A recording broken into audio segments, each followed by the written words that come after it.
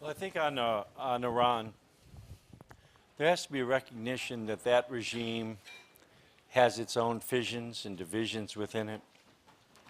The balance of power between President Ahmadinejad and the supreme leader,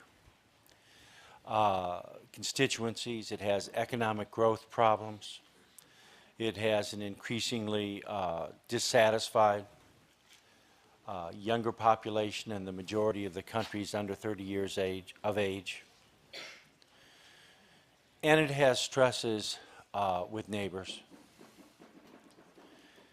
And so, first, John McCain, for now 17 years, I think, 16 years, has been president of the International Republican Institute, which has tried to promote democratic values and democratic institutions. And he recognizes that providing support for civil society and movements of diverse views in Iran is a step toward creating a more open society and viable society. So I think you're going to see John McCain utilizing the instruments he has been involved in all over the world in over 90 countries in trying to help civil society and democratic institutions grow. What does that mean, though, on the ground? Day one, what does that mean specifically? Well, there are a wide variety of nascent civil society structures, NGOs,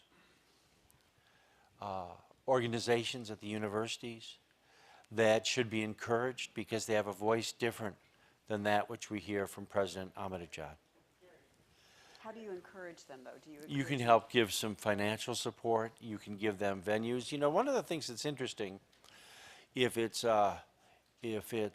dissidents from the Soviet Union or others, they write how important it has been during their days in the darkness to have America be a shining city on the hill and speak for it.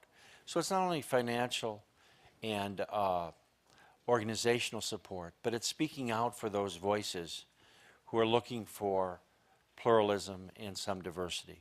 And that puts enormous stress on the regime.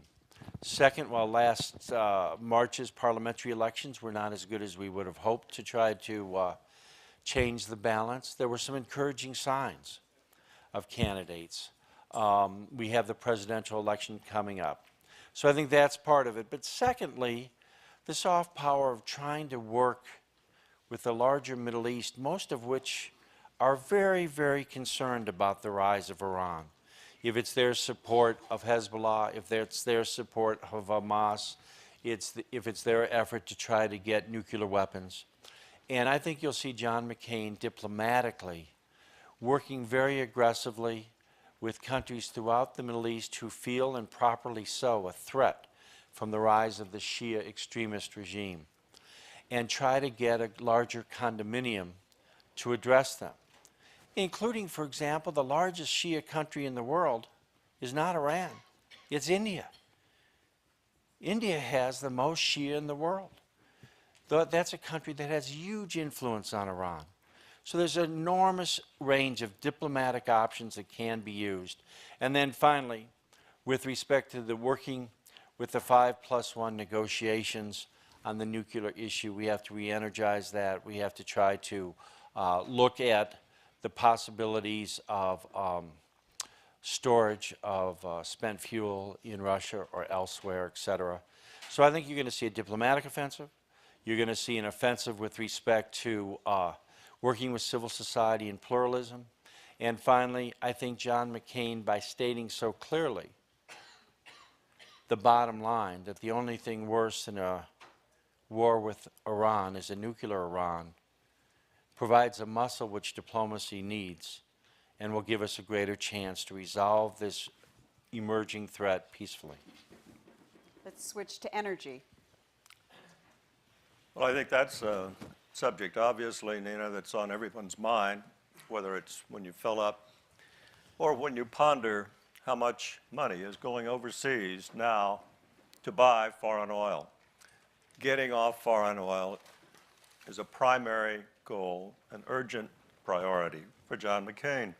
And he, before any of his other colleagues in the Senate, called attention to the twin problems posed by competition for energy and the environment.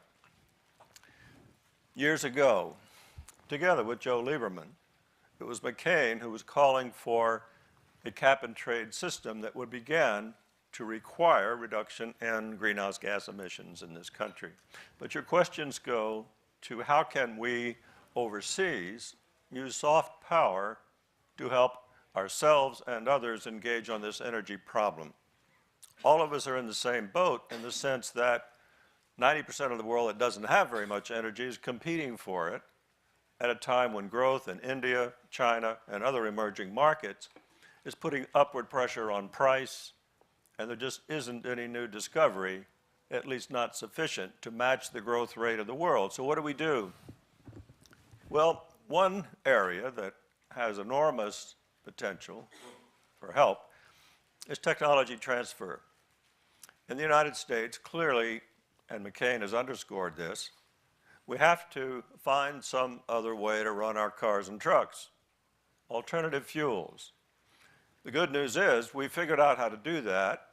We know how to produce ethanol, methanol, biodiesel, and electricity, and ultimately to look to a day when we run the cars and trucks on electricity.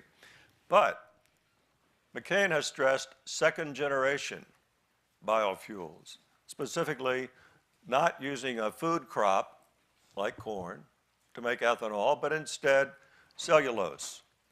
We know how to do that. There are commercial companies today that are producing cellulosic ethanol, and you can make ethanol out of everything from the waste bagasse after Brazil finishes making ethanol out of sugar. Take the bagasse, the leaves, the stalk, the plant, as well as many other kinds of things, from switchgrass to waste paper to recycled landfill materials, biomass, turn it into ethanol. Well, how? Simply take that knowledge, take it to emerging markets. Ambassador Richardson's focused right now on Sudan, and you may say, well, what in the world has this desert kingdom got to do with growing things and making ethanol? The Nile Valley, that's what. And both in the Lower Nile as well as the White and Blue Nile, the opportunity for growing sugar and then becoming the Saudi Arabia of ethanol is real.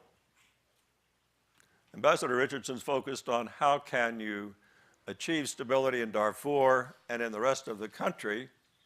Once you do that, you've got to provide jobs and employment that will make less appealing conflict and so forth. Well, the largest sugar mill in the world today is in Sudan.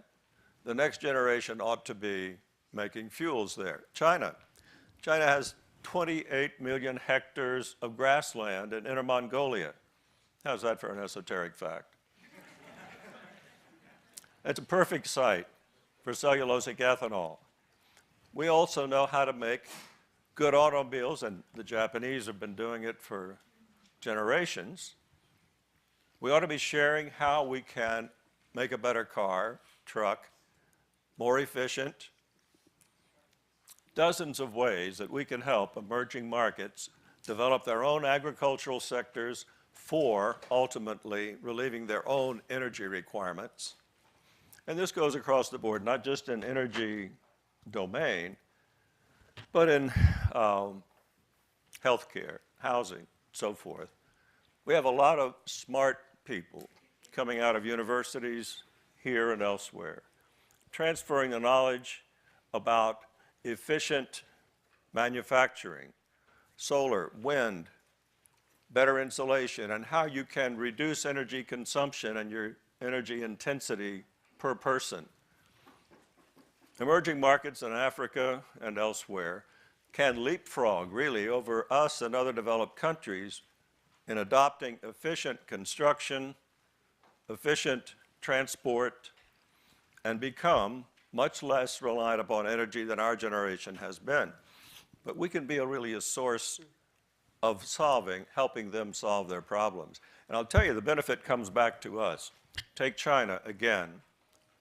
hugely reliant upon Iran, as Ambassador Richardson said, for oil and gas. $100 billion are going into Iran from China for gas in the next 10 years. Well, what if they had an alternative fuel, homegrown, in Inner Mongolia? Could be done.